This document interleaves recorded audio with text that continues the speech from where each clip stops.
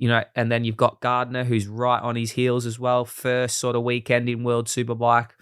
A lot of pressure for his home round as well. Oh yeah, massive. I don't think so. But not just for home round. I mean, Remy's got a point to prove. Like what happened to him in MotoGP last year is really it's brutal. Poor guy. And he's got a point to prove. One season and that's But he shouldn't feel any sort of pressure just now. He's stepped on a Yamaha. He's not expected to win that World Championship this year. You cannot think you're going to come into World Superbike where it is at the moment. No, I only meant from his home round perspective. He'll put self-pressure and stuff, but in the same sense, I know how a rider would be thinking. He'd be excited about the opportunity at Phillip Island. What he did on the weekend was absolutely perfect, apart from taking out his teammate.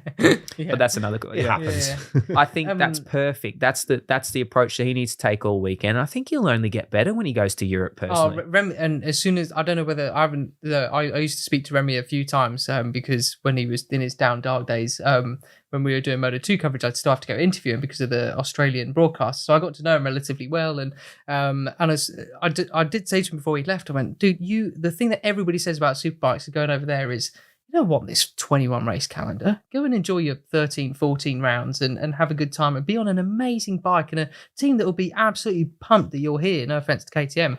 That just clearly wasn't the case, right? So go and enjoy yourself.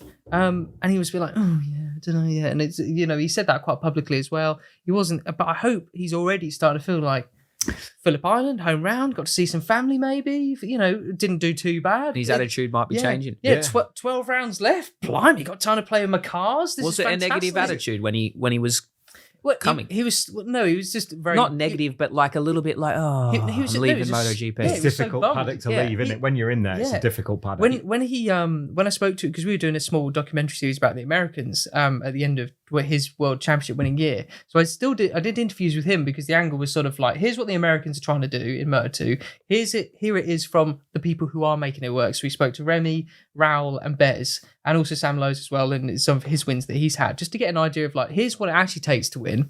And Remy just, towards the end of the season, he loved it when he won, but during the course of the season, even Misano time, when it was getting close to him actually winning the championship, said like, oh, you must be so buzzed about winning something. He went, no, the big reward comes next week when he was trying the MotoGP KTM for the first time.